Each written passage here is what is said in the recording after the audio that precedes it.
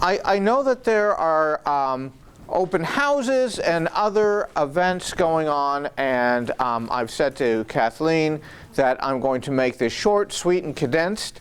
So I'd like to thank you all for coming, and I'm leaving. No, I'm sorry.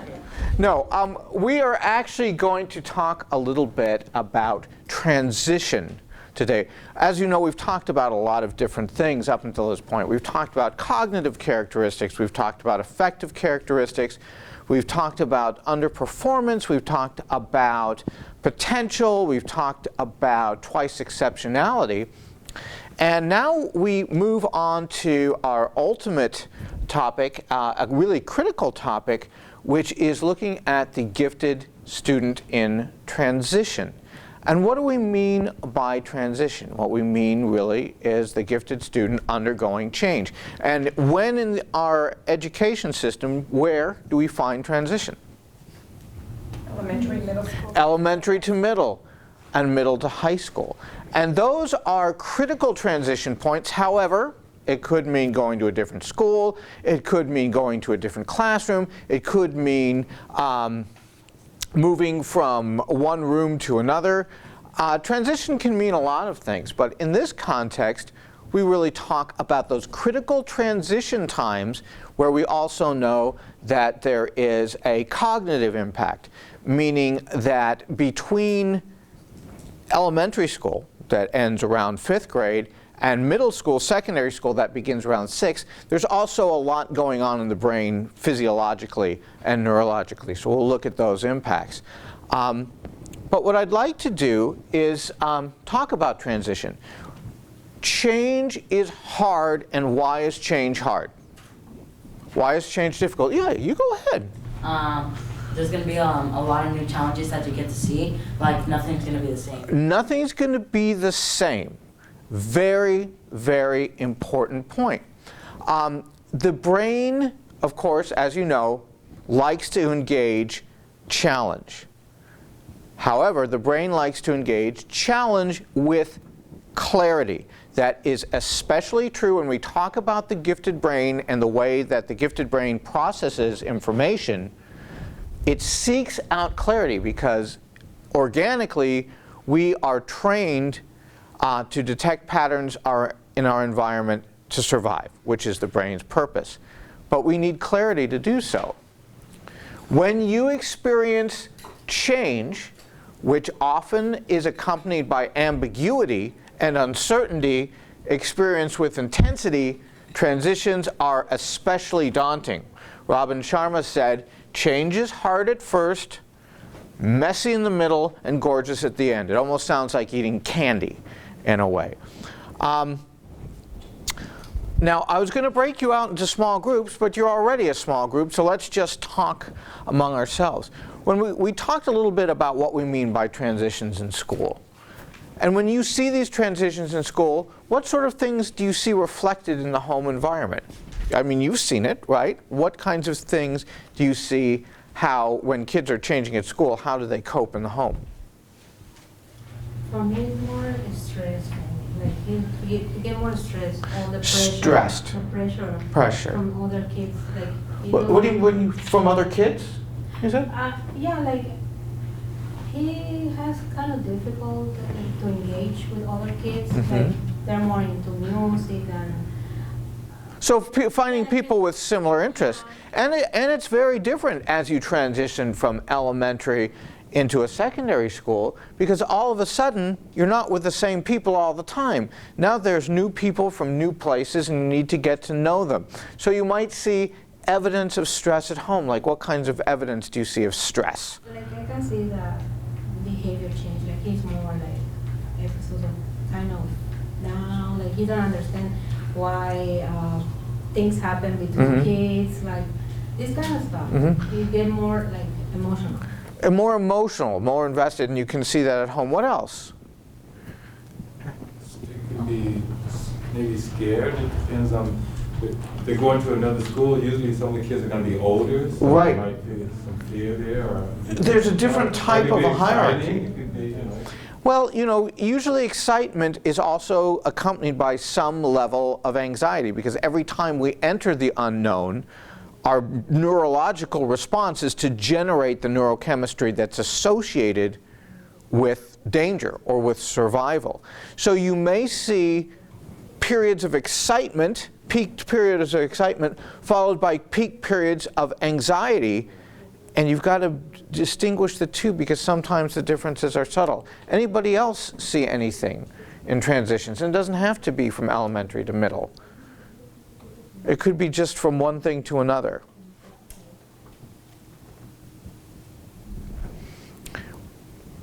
Now, why do you think these challenges are particularly demanding for gifted kids and gifted adolescents specifically? Why would it be more daunting for them than, let's say, for just your traditional kid moving from grade to grade? Well, my child, for example, is very methodical and very particular in how she does things. There's an order to everything. And sometimes when that doesn't happen as she moves forward, it throws her off. Well, and that sort of is almost parallels with a perfectionist tendency, where it's not just enough to get from A to B, but every waypoint between A and B has to be done a certain way or it causes additional discomfort. Now, we all have visions, I think, of what it means to go from elementary to middle school, from middle school to high school, and then from high school to college. We all have an idea of what this should be like, and when it deviates from our path or our expectations are not met, it's very problematic. And because gifted kids tend to experience things with more intensity, that's magnified. And adolescence, because of age and because of what's going on with the limbic system and the prefrontal cortex, you will find that that gets even more magnified logarithmically. And I think you speak to this point. Why are routine and order important? And I think one of the things we know about the gifted brain, that it is chaos up here. When we looked at the gifted MRI, if you remember that, it looked like an active volcano barely containing its contents. Right? Because gifted kids are always thinking, what if this, what if this, what if I could have done this differently, should I be doing this? Always evaluating the decision. A sense of routine and order, I don't want to say silences the voices because that sounds pathological, but it mitigates those types of anxieties because you focus. When we talk about creating opportunities for flow in the classroom, that's what we're talking about. Forcing the brain to focus and ignoring the external.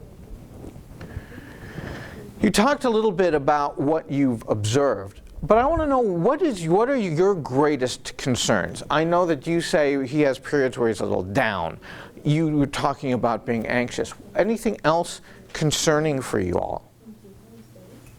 I think for me it's more the expectations that she sets for herself that sometimes are Unrealistic, inflated? Yes. Now, let me ask you this. Does the level of non-realism grow over time with every experience? Because usually you may have a certain set of expectations, those expectations are met, and what we find during these transitional periods is that the expectations actually get inflated and distorted as you move forward, because you expect more and more of yourself, which is an odd thing because it actually creates more stress. But some people thrive off the stress chemistry until they can't thrive off it anymore. Ma'am, did you have a? Yeah, like my son, he completely disengaged when things don't go like the structure that he was. He just disengaged. It's easier just to walk away, right? It's you know, it's funny because we think of gifted kids being able to overcome anything, but when it's not going well, when it's not going right, sometimes I'll just say, you know what, forget it. So that just because you're gifted does not mean you're persistent. So let's look at what this all means here. We talk about the cognitive and affective volcano. We're just talking about this. This is what the gifted brain looks like looking down. And the funny thing is that everything that teachers and educators like myself, and probably parents to some degree, love about the gifted and talented, curiosity, creativity, humor, engagement, all of that stuff fuels the same neurochemistry that wreaks the emotional havoc, which means down periods, which means anxiety, which means lack of persistence. So it's what we call a double-edged sword. On the one hand, it's fantastic when it's fantastic, and when it's bad, right? And it's the same neurochemistry, and you can't walk away from that. It's because the brain, naturally, and the gifted brain specifically in these environments, is struggling to understand the environment around. And we talked about the gifted needing clarity, because clarity helps them focus. When things are ambiguous, they have trouble interpreting the environment, and as a result, start hypothesizing about different pathways through it. Incessant what-ifs. The excitement about going to a new school, but what if I get there and my teacher doesn't like me? What if I get there and I don't know any of the kids? And what you see is a transition from that original enthusiasm to more of an anxious set of expectations. And it goes back and forth. Now remember, we talked about gifted kids feeling as they were always under the spotlight. That no matter what they're doing, somebody is watching them, somebody is looking at them. It's sort of a very narcissistic way of looking at things, but gifted kids often feel as though they're always have to be on, as it were. And this is from whence inflated and distorted expectations and perceptions come. That idea that somebody's always looking at you and your validation comes from without, meaning you look outwardly for approval and inwardly for blame. Something goes right, you want everybody to know about it. Something goes wrong, it's your own fault. So what winds up happening is you get very inflated expectations. Going from 5th grade to 6th grade is either going to be the best thing in the world or it's going to be the worst thing in life that's ever happened to me. There's no middle ground, there are no shades of gray. And what you know that when we talk about gifted behavior, friendship, perfectionism, all or nothing, it borders on obsession. It borders on the obsessive, sometimes on the compulsive. That's where they're coming from, right? One of the things we also know, taking ourselves away from giftedness and just going to adolescence, we know that our brains are not really fully developed until we hit our mid to late 20s. Maybe that's why you can't smoke anymore until you're 21, or you can't drink till you're 21. But what happens is the brain grows critically during 2 phases of the lifespan. We know that. Terrible twos, terrible teens, and they share one thing in common. Bad judgment, behaviors that are often inconsistent, not good judges of character or of action. And that is because the prefrontal cortex, part of the brain that controls behaviors, is growing at a very rapid rate, right? Growing and changing. And in adolescence, what we find is the limbic system, the system that's in charge of our emotions, grows faster than our frontal cortex, which is in charge of regulating emotions, right? So if you know teenagers, you will know what their behaviors are like. Exaggerated, sighing, eye rolling, everything is a crisis. And that is because we find that this overt display of inappropriate emotions is the relationship between the limbic system, which is overdeveloped, and a prefrontal cortex, which is underdeveloped. So the emotional part of the brain takes over and everything's a crisis. Now in most adults, and I'm saying most, and I'm underlining and bolding most, in most adults, what you will find is a fully developed prefrontal cortex helps us regulate emotions. So when we're at a staff meeting and somebody says something inane, we don't go, oh God, right? However, I have been told that I don't even need these anymore because my doctor says I roll my eyes so much that I shouldn't even need glasses. But again, think about when our transitions are happening. Right as that golden age of puberty sets in, that thick slice of adolescent cake, right, just as a transition fraught with ambiguity is about to happen. There's a relationship between neurochemistry, emotion, and the way we cope with change. We've talked about all of this stuff here, and this is perfectionism. And I'm not going to belabor it because I'm conscious of your time for open house and things like that. But it's important to know that perfectionism does impact people's ability to transition. Just as you said, you have a daughter who has to do things a certain way, a certain perfect way of getting from A to B, otherwise it either doesn't count or its value is diminished. And perfectionism plays a role in change. And perfectionism and change are at cross purposes because change involves ambiguity and uncertainty. Perfection requires a clear path. And you can see if somebody's a perfectionist and they don't know how to proceed forward. I mean, imagine being in a sailboat and there's just fog all around. You may have the most pristine, most beautiful sailboat out there, but if you're enshrouded in fog, you're not going to know where to go. And that causes a lot of anxiety. And it causes a lot of frustration. And we know some of the results of perfectionism. Again, I'm not going to belabor it. Very, very important to understand this is that you don't become gifted in the end of second grade. And you don't stop being gifted at 18. Being gifted is not a phenomenon that's associated with an educational environment. Being gifted starts when you are born and it ends when you die. And the idea is here is if these gifted kids aren't able to deal with transitions throughout the lifespan, if we don't intervene while they are at the school age where their brains are still somewhat malleable, this is not only going to continue into adulthood, but it's going to get worse. These socio-affective issues, perfectionism does not sort of dissipate when you get a driver's license.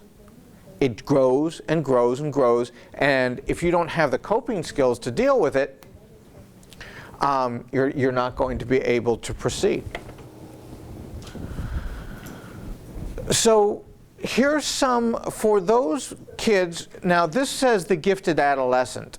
What I'm really talking about here primarily, although this could apply more universally, I'm talking about moving from 5th grade to 6th grade. I'm talking about moving from 8th grade to 9th grade because the middle is the hardest age. Believe me, I was a middle schooler and I look back at myself and I think, oh, how, and I do not understand people who become middle school teachers.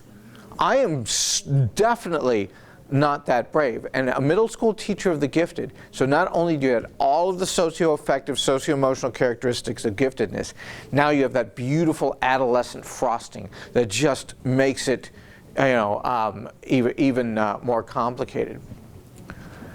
Some of the things you're going to find that are of particular concern. Understanding and coping with change. And you know what? They're not going to say anything to you. Because again, they don't want to diminish themselves in anybody's eyes who may be in a place to give them approval.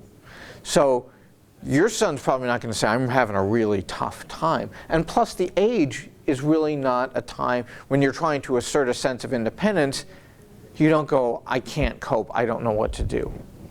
The perfectionist self, meaning that as you hit adolescence and as you hit transitional periods, the senses of accomplishment and failure become heightened, meaning they're experienced more intensively because the stakes feel higher now. So when it's really high highs and really low lows versus sort of your everyday perfectionist.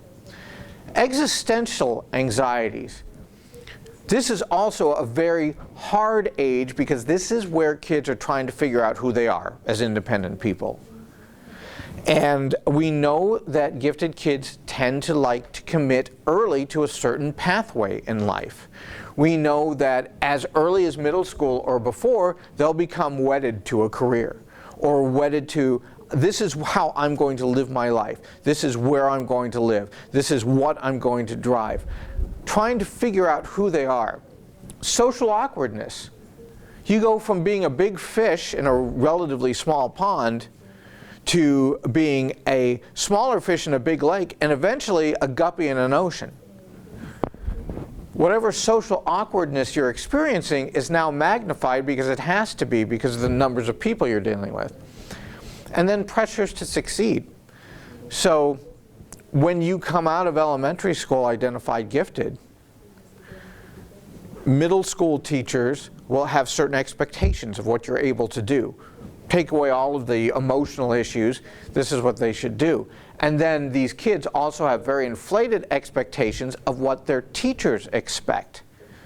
Now I'm going to have to shine from day one. Now it's a whole nother type of competition because I'm going from classroom to classroom instead of having my old, my one teacher.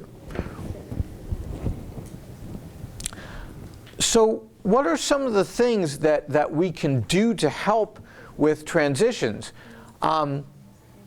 Saying yes as often as possible. One of the things is that a lot of adolescents, especially a lot of gifted adolescents, feel as though they don't have choices, that things are being foisted upon them. So whenever you have the opportunity to say yes, the better. Help them make good choices, afford them opportunities to choice, because what that's going to do is support their level of autonomy, their level of independence. They're striving to be independent. And if you build walls around them, it's going to be harder. I'm not saying let them tell you, hey, I don't feel like going to school today, so I ain't going to go. What I'm saying is within a certain degree of parameters, give them choices. Help adolescents with moral development and the avoidance of what we call benign chicanery. Benign chicanery comes out of a 20s saying by one of the great research in gifted and talented education, who would say that one of the things that she noticed about gifted kids is that they will use their intelligence as an excuse not to do anything because it's beneath them or below them. So they will actually find ways to use their giftedness as avoidance. And it's very important because as adolescents, that's when we're trying to find our moral compass. What's right, what's wrong. And what we find is that gifted kids in general tend to see things in black and white. And we have to help them understand that there is a middle ground and that things are circumstantial and contextual. Allow adolescents to try on different personalities. It's really, really strange. When I was an adolescent, when I was in middle school and high school, we didn't have a whole lot of different personalities to try on. You could be a rocker, or you could be a studious, you could be a prep, you could be a jock, that kind of thing. But again, what we're talking about is that existential crisis where these kids are trying to figure out who they are. And they feel a lot of pressure to make choices, but sometimes they're just going to try on a lot of hats to feel where they feel most comfortable. And a lot of parents will go, oh, not this again. Last week you did this, and now you're interested in this. They're trying to figure it out, and the degree that you can support them, the better. Find time to talk, right? Because these kids are going to come in and you're going to say, oh, how's everything at school today? What are they going to tell you? Fine. Are you doing okay? Yep. One of the things that you don't want to lose is that ability to maintain close family relationships. And you can say, hey, I remembered being this age. Let me tell you a story about me when I was your age. Give them a level of comfort that enables them to talk, a non-threatening environment. And let them explore different stuff, because their immediate inclination is to pick something and run with it. even if they don't really like it, because they think that's what's expected of them.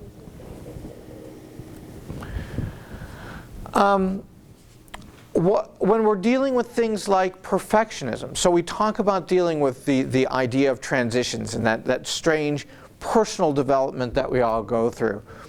But again, we talk about perfectionism being very prominent in adolescence.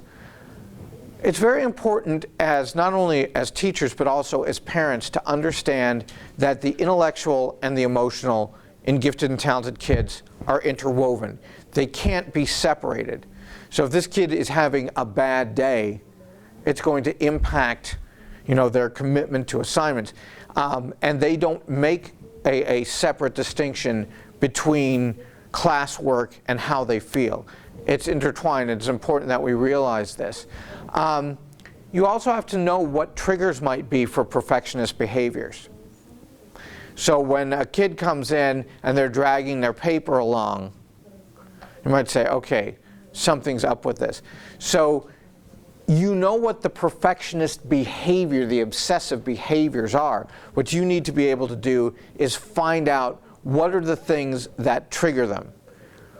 Okay, we just got a big project assignment and I'm in a group with kids who don't know how to do it. That's a trigger. Okay, so be wary of those. And talk about perfectionism and what it means. Don't shy away from it. Right? A lot of parents will say perfectionism is great, it gets them good grades, it gets them motivated. But these kids suffer under perfectionism. Sometimes it's a sweet suffering, other times not so much. But you got to talk about it. And you've got to help them set realistic expectations. Because in the gifted brain, expectations of you, perceptions of your expectations of them, expectations of themselves are all inflated and distorted. They don't have a sense of reality in terms of expectations because all of their friends, and as adolescents you turn to friends rather than parents, all have the same distorted expectations. So you need to help bring them down to earth. Same time, you've got to set realistic expectations for yourself. If you're not showing it, they're not going to believe it. Establishment of priorities, including mental and physical well-being. Physical well-being is essential.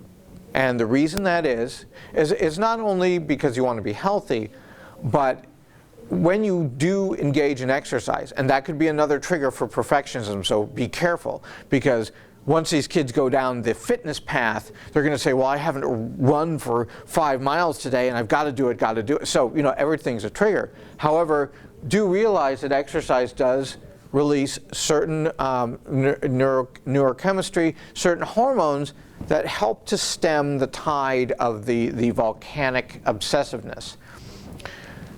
Celebrate mistakes and point out successful but imperfect role models. People who strive for perfection won't stop because they think that's what's going to get them what they want. But believe me, anybody who's successful has made mistakes. You have to make mistakes to be successful, otherwise you don't learn anything, right? How many times do you think Edgar Allan Poe sat down to write The Raven? How many times do you think it took Bill Gates to write his first successful software code? Nobody's perfect, and it's the imperfections that help us versus the perfection. Using mistakes as information to move forward. Gifted kids tend to believe in mistakes as ends in themselves versus, oh, okay, this helps me to move forward. Let them know that the feelings that they're experiencing are justified and are normal when they're expressed and managed in healthy ways. When it comes to avoidance, when it comes to obsession and not sleeping, things like that, that's non-healthy. But having these feelings are healthy. Everybody experiences those. But they feel guilty for feeling angry. And then they get angry for being guilty about being angry, and it's a self-perpetuating cycle. And one of the things two very important things. One is to help them enhance their self-evaluation skills because they do not have realistic perceptions of who they are. very dangerous in transitions. You know, if they don't become the big man on campus or the big woman on campus the first day out, they beat themselves up terribly because they are evaluating themselves using a scale that's not right. And you've got to teach them about the inherent value of dignity and self-worth. That comes from being who you are, not from what you do. Yes, ma'am? You speak a lot about perfectionism, so it makes me question whether my child is a gifted child, because he doesn't exhibit any signs of that kind of... You don't have to be a perfectionist to be gifted. What we do find is that there is a strong statistical relationship between incidences of perfectionism in gifted and talented kids. There are gifted and talented kids who are incredibly well adjusted and who are, you know, very focused and very realistic. We do find, however, that a lot of them, just because of the way that the gifted brain processes information, tend to be perfectionists. But just because you're not a perfectionist doesn't mean you're not gifted. But then what you just described, like that they can be well-adjusted and intense and focused, he doesn't fall into that either. He's more the category where he'll do the minimum, not very motivated, just wants to get over with and move on, even if it's a shoddy job. And one of the things we know about the gifted and talented is, remember, giftedness is all about potential, not about results. One of the greatest gifts the gifted and talented has is the gift of knowing what it takes just to get by, what it takes just to do the minimum and move on. Because as a son or daughter, your son just wants to move forward, just wants to move on. This work is beneath me. Oh, are you serious? I'm just going to do the minimum, get it over with, and move forward, and eventually I'll get to do what I want. So the problem is not so much with your son, but maybe the level of sophistication of the work, because he's obviously not challenged. Because if you're challenged and you're engaged, you're not doing the minimum. You're excited and you're gripping on to a challenge. So I think that's what it is. And motivation does have to do with it. But just because you're not either obsessive or you're completely obsessive doesn't define your giftedness. There are other mental faculties that do that. Some of the things that you can work out to address issues of stress. Change the source of stress, change the thought, and walk away. That's an incredible skill to have, because we know that sometimes these kids will latch onto the smallest things, right? I didn't distribute the papers correctly, and it's bothering them. Not because it's of any significance, but they're just thinking, what if I had done it differently? Could I have done it this way? Could I have done it this way? Help them change the thought. Find a good listener. Shifts perspectives on stress. Gifted and talented kids usually have incredible senses of humor.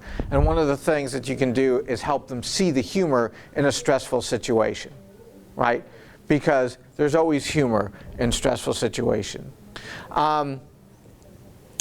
Ignoring the source of stress temporarily. That doesn't mean just saying, like you were talking about your kid, forget it, I'm not going to do it. But rather, walk away, do something else, and then come back to it, where your brain's not on fire, where your brain's not obsessed. Some of the negative things that you got to watch out for is how they may deal with it. Permanent avoidance, right? Walking away from it and never turning back. Selecting strategies to avoid failure, which means working underneath their potential. So they'll always succeed and not have the stress accompanied with, maybe I don't do as well as I want. Aiming too low to achieve perfection or reduce anxieties, right? So they attempt to lower your expectations of them. Purposeful overloading of activities, commitments, and tasks. That does two things. One, it soothes their perfectionist tendencies, if they have them, by taking on too much. It makes them feel like they're always busy, always in action, fueling the gifted brain. But it also gives them an out. So let's say they take on all of this stuff and they don't do well at part of it. They can say, but look at how much I'm doing. It provides them an excuse. Watch for signs of burnout and hitting the wall. Meaning, A kid who was really excited about the school year suddenly was not even talking about it. Suddenly you're getting progress reports asking where's homework, that kind of thing. That could be a symptom of just too much, and we talked about what that means in terms of hitting the wall. What they need most is assistance understanding intellectual, socio-emotional, and existential parts of transitions. They have to understand that you're going to change, and I think it's also very important for parents to understand and teachers to understand that all of these are going to change throughout the life cycle, especially during transitional periods. Developing a realistic sense of self-concept, not only will that help now, but it will help them throughout their lives. So when they are in the office and maybe somebody else gets the promotion, or maybe they didn't get the raise, or maybe they didn't get the kudos, or maybe they weren't able to purchase the house they wanted, they don't automatically start to beat themselves up. It's important to do that now. And in the same vein, you want to help your kids understand themselves holistically. They are not defined by being gifted. Being gifted is a great thing unless you're the person who's gifted, right? I mean, it's fantastic, but it can be torturous on the inside. And it's very important that they understand, and that you understand, and their teachers understand, that beyond the giftedness, there's other stuff. Look at the whole person. Patience, acceptance, and encouragement, because they are not going to forgive themselves unless you're forgiving of them. Flexibility, understanding and following rules versus conforming. And you will see this especially towards adolescence when kids are asserting their own independence and say, well, I don't have to follow the rules of the classroom, because I'm not a conformist. I'm my own person, that sort of thing. And you want to help them understand the difference between the two. And let them know, first of all, that you're available, and let them live their own lives in as much as is humanly possible. I think it's very, very hard. My wife actually has a cousin who's a friend of ours who has a kid, and she is with the kid at school, taking pictures of the kid at school, participating in every activity, all sorts of things like that, and this kid has no breathing room whatsoever. And everybody will say, oh, what a good mom, you're always there, you're always supportive. But there's a difference between being supportive and being smothering. So it's very important, especially transition periods, step back and observe when you can. Let them go their own course until their own course becomes dangerous. So again, I know this was a sort of machine gun approach to this presentation, but I want to be respectful of those who need to leave for open houses and things like that. But I'm certainly here to answer any questions anybody has, or continue the discussion if anybody likes. How do we determine if the child is challenged at the level that the child needs to be challenged? Well, I mean, you're going to see, how are you going to determine whether your child is challenged appropriately academically, or is that what you mean in terms? Well, I think you're going to find that in a lot of ways.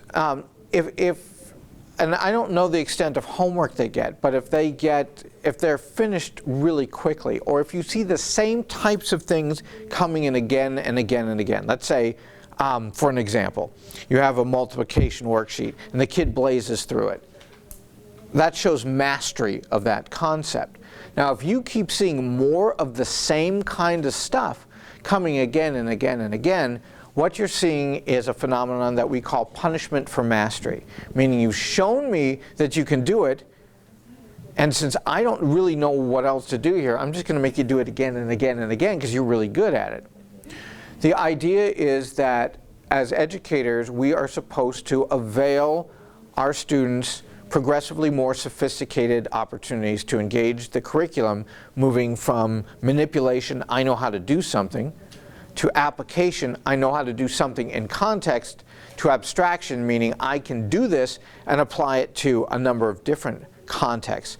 If you're not seeing that gradual sophistication, and if you're not seeing a level of engagement that you would expect to see, it doesn't mean that they have to love everything they're doing, but it does mean that they should be challenged, that they should be cognitively engaged, and you should see that.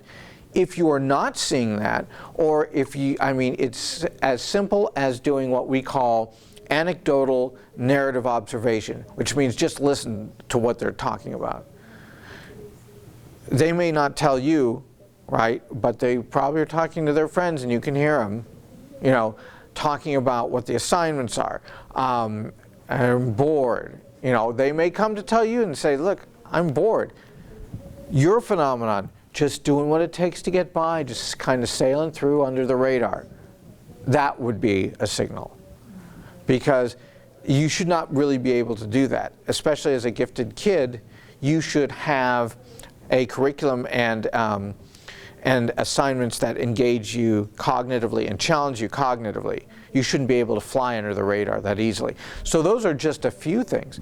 Another thing you can do is just ask them, what are you doing in school? What kinds of stuff are you doing in school? And they'll probably begrudgingly pull it out and go, If they're not talking about it, chances are they're bored with it and it's not challenging enough. But the signs become more obvious going on. They become more manifest and apparent. Well, in my kid's case, I have twins, Mm-hmm. a boy and a girl. The girls identify as gifted. Mm-hmm. I guess my challenge was trying to separate the two kids into two separate classrooms. And obviously my girl, she's more well-adjusted, in the type that's more well-adjusted. Mm-hmm. My son is the type that's actually try to do the least to get by. How old?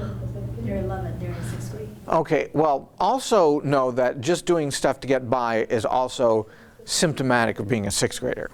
A 6th grade boy especially, because 6th grade boys have a wide array of other interests, and if they can get just done with stuff so they can move on to do stuff they like, then that's not only emblematic of giftedness, that's also emblematic of being and transitioning into adolescence. However, that should not stop you. So one of the things that you might want to talk to the teacher about is engaging your son curricularly in a subject in which he's interested. So contextualize whatever they're learning about in an area of interest. So what does your son like to do? He likes to draw, he likes music.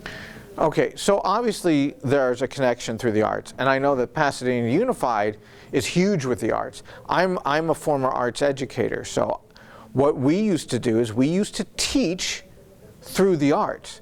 So when we took concepts like mathematical concepts, like fractions, we would teach fractions through music. So we would look at, how when you look at reading music, it's all quarter notes and half notes, natural fractions, time signatures, things like that, where they engaged the curriculum, they engaged the content appropriately, but they did it through the arts. We didn't just do that with kids, we also did it with medical residents, and it works very well. So if your kid is interested and intrigued by the arts, there's several ways that his teacher can engage him in the content through the arts, whether it's civics lessons or math lessons or science lessons. Even abstract art, even things like Jackson Pollock, and you've seen Jackson Pollock's work. He's the one who looks like he just threw paint at a canvas. They used to have monkeys who would try to imitate it. There are mathematical patterns embedded within that sort of randomness. So if he likes drawing, things like perspective, narrowed perspective horizons, that's all math through the arts. So that's one of the things that you might want to look at. So maybe the content is stimulating, but the way it's being delivered is not. So you can look at and just say, hey, I just wanted to, because what we call that in the educational profession, we call that differentiation by interest or by learning style. because we know that all kids don't learn in the same way. So, for example, I never understood math. I failed algebra I don't know how many times because what I tried to do is they'd say one train leaves Chicago this time and one train leaves Texas this time, and when are they going to meet? And the first thing I wanted to do is draw a map of the United States, draw a train in Chicago, draw a train in Texas, and kind of like, right? Because that was the way I understood it, because I was that kind of a learner. And that's what engaged me, and that's what challenged me. And quite honestly, I didn't understand mathematics until it was contextualized and embedded within the arts. And then I went, oh, okay, that makes sense. I understand music. I understand beats and notes and things like that.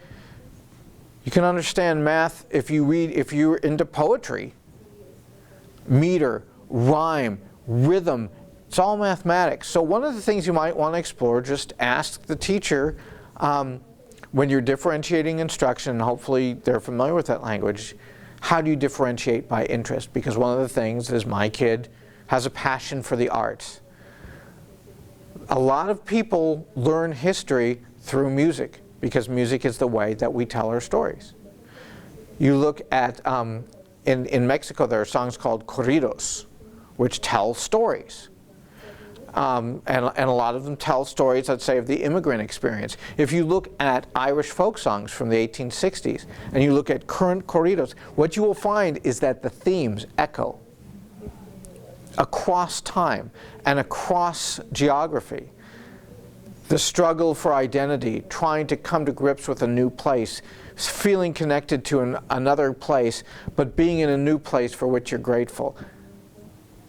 What better way to understand the experience versus, well, how many people come over to the United States in any given year, right? So that's what I would do. Yes, sir.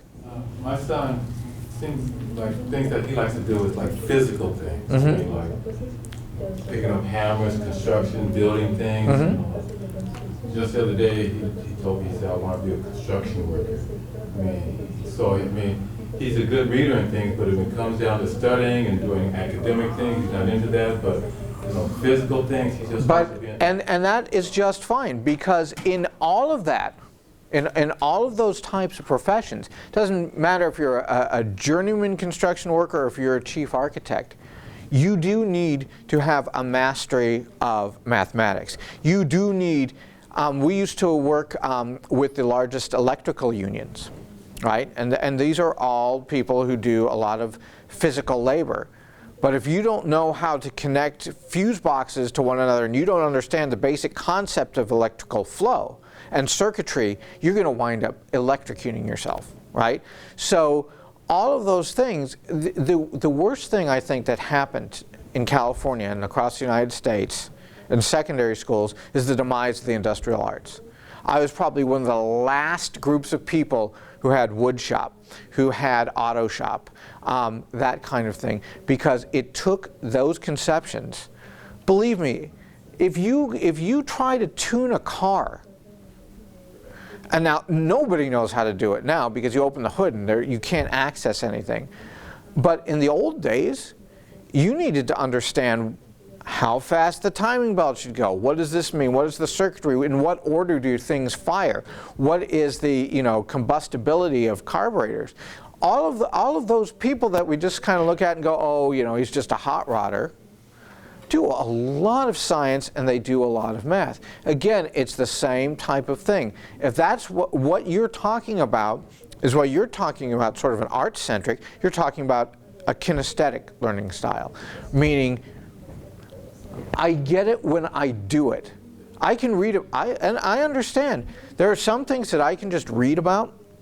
For example, changing the battery in my car. I had no idea how to do it because it was in a weird place, and and I kept reading. The manual said this, do this, do this, do this. And I didn't understand it until I got my hands on it. You see, like what you're saying, he's in middle school, and I was around when they had shops and metal. And it made a difference. And those are things he would definitely benefit from. He would love all those things with We're at it. And well, Wood you know, shop, building a box. one of the things that you Metal might shop. want to do is just because I know that high schools don't offer that anymore, unfortunately, but you may want to look at a local community college.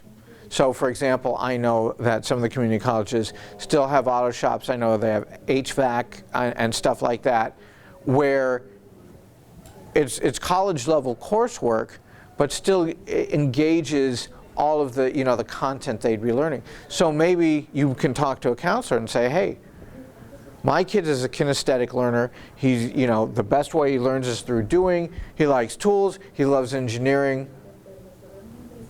Can we send him to a community college class for one of his classes and exempt him? And, you know, and that way, you know, it's a conversation to have with a counselor, because one of the things that we always tell teachers when we work with teachers is all the strategies we teach you, all of the books we give you to read, it's all window dressing. It all has to do with knowing your kids, knowing how they learn, and manipulating the environment and the resources to tailor toward how they learn. Because if you don't, you're not going to get anywhere. You need to provide personalized learning in as much as possible. For your kid, that may mean going and doing something to reinforce the concepts. For your kid, it may mean engaged in the arts. I mean, it's a wide variety of things that you can do. But again, it's depth of understanding and creating opportunities for what we call flow. You know, the complete immersion and engagement. Anything else? Yes, ma'am. It's like with my son, I feel like he is well adjusted, socially adjusted, but at the academic goals, like he kind of dumps him down so he can fit with the guys that he wants to hang out. And that's absolutely normal. That is absolutely normal. One of the things, it's very hard for gifted kids to feel comfortable in their own skin, especially as they're reaching out socially. It's sort of an either-or type of thing, and it's very difficult to find other kids who kind of accept them for who they are. And one of the things that your son needs to understand is that, yeah, it's okay. Number one, it's okay to be different, and it's okay to be smart, and people will like him for his personality. He doesn't have to put on an act, because one of the things that he's going to come to realize is this sort of sham, dumbing myself down, it's going to dissipate after a while. You can't sustain that facade for a long time, because ultimately it's going to come out. What you can tell him is he's not giving his friends enough credit. They're going to like him anyway. They might even like him more, because he's going to be the smart guy in the group. He's going to be, if you think about Ocean's 11, you know, going to be the architect, which is a good thing to do. That's what I mean by understanding themselves holistically. That doesn't mean that they exclude their giftedness, but they got to understand it's part of them. It's going to go with them. And it's going to make it worse on them if they try to hide it, because it's going to come out. You can't help that. Ma'am, did you have another question? So I did speak to his teachers because he's struggling in school with not great grades, and they don't do differentiated instruction because of their class size of 43 kids per class. You can differentiate for 500. Right. You know, differentiation just means that you provide different types of opportunities. Every classroom should be a differentiated classroom, because kids come to us organically differentiated, meaning they come to us with different interests, different experiences, different learning styles. The problem for teachers are that they don't come with these little cards that say, I'm a visual learner, and, you know, I like My Little Pony, and, you know, I don't like this, and this is how, because what teachers then have to do, they're more detectives. They have to figure out what makes these kids tick and then find a way to address their individual learning styles. But differentiation of instruction doesn't mean creating a personal curriculum for every kid. It just means providing a series of different opportunities throughout the day that attend to this. Every classroom should be differentiated. Every classroom is differentiated. It's just a matter of how teachers work with it. But if they have questions about differentiation and how to do it, I mean, I teach college classes in the 400s and 500s, and I can do it. So every teacher, that should be natural. It's part of Common Core as well. Pacing, novelty, all of that stuff is part of Common Core. Anything else? Now, what I do want you to know is I know this went quickly, but this guy, this handsome guy right here, I had to do a photo shoot. I just thought it was hilarious. People really actually love my presentations. And the reason I know, I showed that picture to somebody and I had done a presentation for them. They said, "You have a face for radio." And I said, "You think I should be on the radio?" Always think positively. However, if you need anything, if you have questions about what should my teacher be doing, how do I get my son out of this situation, how do I do stuff for the arts, where are there local resources for kinesthetics, call me or email me. I mean it. I will respond to you like that. Okay? Thank you all. Thank you for coming.